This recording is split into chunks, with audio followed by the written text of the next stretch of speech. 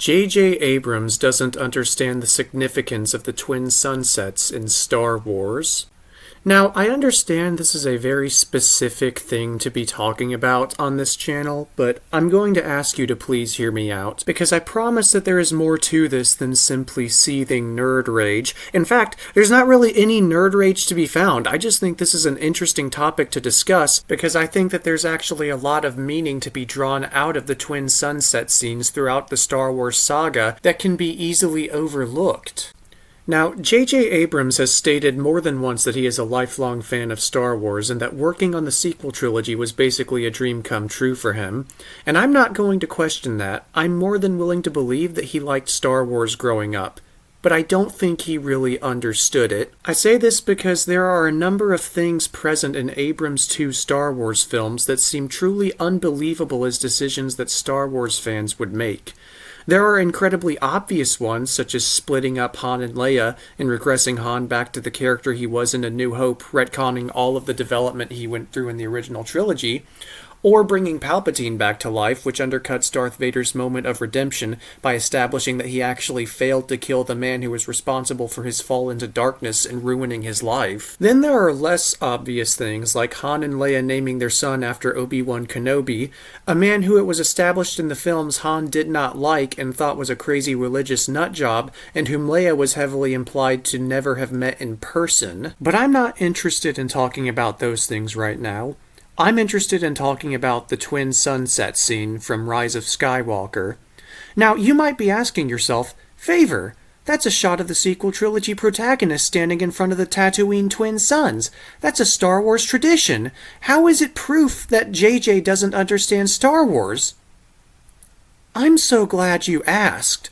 Here, let me show you every twin sun scene in the Star Wars saga. 3 times in George Lucas's films were the twin suns used as a visual motif.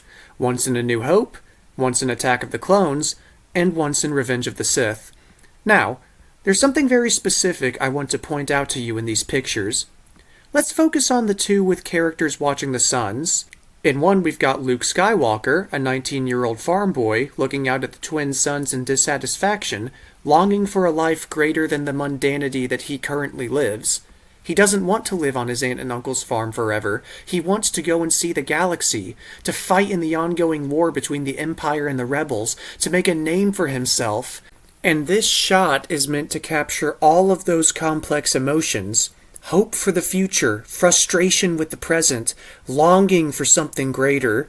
These are the emotions and themes which encapsulate the journey that Luke goes on throughout the original trilogy, and they are all put on display in this scene. Now let's look at the other image. Here we have Owen and Beru Lars watching the twin suns on Tatooine as they hold the baby Luke.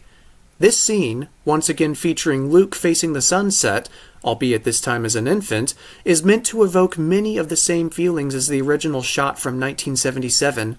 Hope for the future. The galaxy has just been plunged into darkness by the rise of the Empire, but the birth of Luke and Leia signifies hope has not been lost. The Jedi have not been entirely eradicated, and there will be a new generation to rise up and stand against the Empire's tyranny. In both of these shots, hope and longing are predominant themes.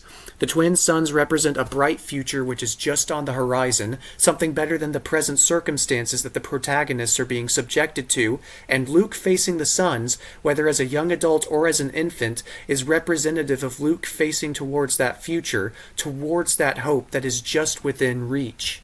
And now that I've said all of this, you might have noticed a name that keeps cropping up. Luke. These scenes all heavily revolve around Luke, even the Revenge of the Sith scene, which features Owen and Beru holding Luke as they look towards that sunset. It is a sunset that is associated entirely with Luke. And at this point you may be thinking to yourself, Favor, hold on, you just showed us all those different screenshots, and one of them didn't have Luke in it. And it wasn't the one with Rey, it was the one with Anakin in it. That's Anakin, not Luke. So what are you trying to prove here? And to that I say, thank you so much for bringing up that shot, because I would like to talk about it now. Now, this shot from Attack of the Clones does feature Anakin Skywalker instead of Luke. And I will concede that Anakin and Luke are two different characters. However, Anakin's inclusion in this shot actually proves the rule and the theme that I am trying to prove in this very video. In this shot, we have Anakin framed very prominently against a backdrop of the twin suns. The context of this shot is that Anakin is currently looking for his mother, who has been kidnapped by a band of Tusken Raiders. He has no way of knowing if she is still alive or what state she's in. He just knows he has to find her. This scene comes in the middle of Anakin's character arc in this film, an arc characterized primarily by deep dissatisfaction with his entire life. He believes that he is capable of great things, but that all of the authority figures in his life are actively trying to hold him back from said things. He's never happy with himself because he constantly feels pressure from both himself and from Obi-Wan to be better, to better live up to the Jedi ideals, which he is constantly falling short of. He is frustrated by the fact that he wants to live a normal life, to see his family and be with the woman he loves, but is kept from doing so by the dogmatic rules of the Jedi. He's a roaring powder keg of conflicting emotions, jumping back and forth between thinking he's better than everyone around him and thinking that he's staggeringly incapable compared to everyone around him, between wanting to be a Jedi and wanting to leave it all behind and just live a normal life free from their rules. And the larger arc that is being told in these movies is, as we all know, the story of his fall to the dark side. All that being said, it makes perfect sense that, if the twin suns represented hope and goodness in Luke's story, that they would represent the same for Anakin, which is why when he gets his twin sun scene, he's looking away from them. Luke, whose story was one of overcoming darkness and temptation, looks toward the suns. Anakin, whose story is one of succumbing to evil and being consumed by it, looks away from them. All of this is just a long-winded way of saying the twin suns are not a Star Wars thing, they're a Luke Skywalker thing. From a narrative standpoint, looking at those suns are Luke's thing. They are tied to Luke's story and his character arcs and his themes. They are not Anakin's thing. They are not Rey's thing. That's why George Lucas knew not to use them with Anakin. Looking at the twin suns isn't a tradition for Star Wars protagonists. They're a motif specifically for Luke. And with the prequels, looking away from the suns is Anakin's thing. It's his motif. Having a shot of Rey looking at the twin suns would be no different than if John Williams had written a song for the original trilogy titled Luke's Theme Song, and then the sequel trilogy used it as Rey's theme song. It's not hers. Get her her own theme song. Get her her own shot. That's not her shot. That's not any character's shot. It's Luke's. Even The Last Jedi understood that. And that, in essence, summarizes why I think this about J.J. Abrams. The way he applies the twin suns to Rey displays, to me, a fundamental lack of understanding of the sun's point on his part. It's not some Star Wars tradition where you have every major protagonist watch the suns because it's Star Wars and that's what you do. It's a motif for Luke Skywalker, the character. It's a moment that belongs to him, to his story, to his arc, and to no one else. And I would say the same thing about Anakin.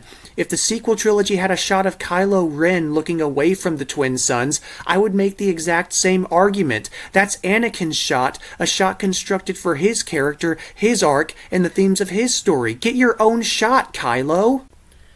And that really summarizes my point. The twin suns, Luke's thing. And when Anakin's story was told in the prequels, they were recontextualized in a way that suited him. But they weren't co-opted by him, which is what happened in the sequels with Rey. Because in the sequels, the twin suns weren't treated as what they were, which was an integral part of Luke's journey and his themes. They were just treated as the traditional thing you do with every Star Wars protagonist, which is just not what they are. And it cheapens them and turns them into something a lot more shallow than what they served in the OT and in the prequels. But there are only so many ways I can continue saying this before I begin repeating myself, so I'm going to call it here.